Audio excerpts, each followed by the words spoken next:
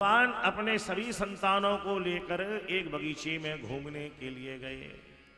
ठाकुर जी एक वृक्ष के नीचे बैठ गए।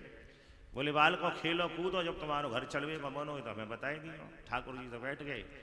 बालकों ने महाराज जैसे झूला होते हैं पेड़, खूब महाराज कूदे फांदे। खेलते खेलते उनको प्यास लगी, और प्यास लगी तो जब उन्होंने देखा कि चलो भाई कुआं है, जल पी लेते हैं, भगवान की संतति उस कुआं में जल पीने के लिए पहुंची। पहले कितनी सुंदर व्यवस्था थी कि लगभग 100 कदम के बाद में कुआं आ जाता था। कल काल में ऐसा दुष्प्रभाव हो गया है, धन की कमी नहीं है लेकिन हमारी विचार शक्ति की कमी हो गई है। पहले धनवान लोग कुआं, बावड़ी, धर्मशाला, फलदार वृक्ष, छायादार वृक्ष लगवाते थे।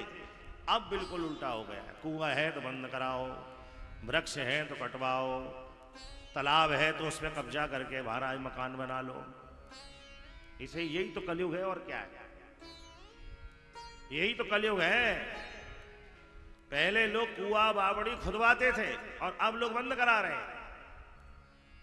भगवान की संतान ने देखा, जैसे ही महाराज बाल्टी डाली उसके अंदर एक बहुत विशाल गिरगिट था। भगवान के पुत्रों ने उसको निकालने का प्रयत्न किया, नहीं निकाल पाए। ठाकुर जी से कहा पिताजी, अरे वहां तो सारे जल को एक मगर वृक्ष ने आच्छादित किया हुआ है। भगवान गए और अपने हाथ को बढ़ाया, जैसे कि वामन के लिए उन्होंने वामन रूप से लात बढ़ाई, ऐसे ही महाराज हाथ बढ़ा दिया और उस गिरगिट को बाहर निकाला। गोविंद के स्पर्श करने मात्र से ही उसकी देह छूट गई और ठाकुर जी की सारूप्य मुक्ति। भगवान बोले कस्तम तुम कौन हो? बोले अहम नृगो नाम नरेंद्रो हम। महाराज मैं सूर्य वंश में नृग नाम का राजा था। अरे इतने पवित्र वंश में तुमने जन्म लिया, इक्ष्वाकु वंश में, सूर्य वंश में, और तुम गिरगिट कैसे बन गए? बोले महाराज कछु मत पूछो, मैंने वैसे अपने जीवन में अपने कुल के अनुसार कपिला, हेम श्रृंगी इतनी गायों का दान किया, सोने के सिंह मड़वा के, कि कोई शरीर के रोंगटे गिलने, आकाश के महाराज तारे गिलने मेरी गौ दान का गिना नहीं जा सकता। भगवान मुस्कुराते रहे। तो बोले फिर गिरगिट क्यों बने? इतने गौ दान करने पर तो कहते हैं हमारे यहाँ मुक्ति हो जाती है।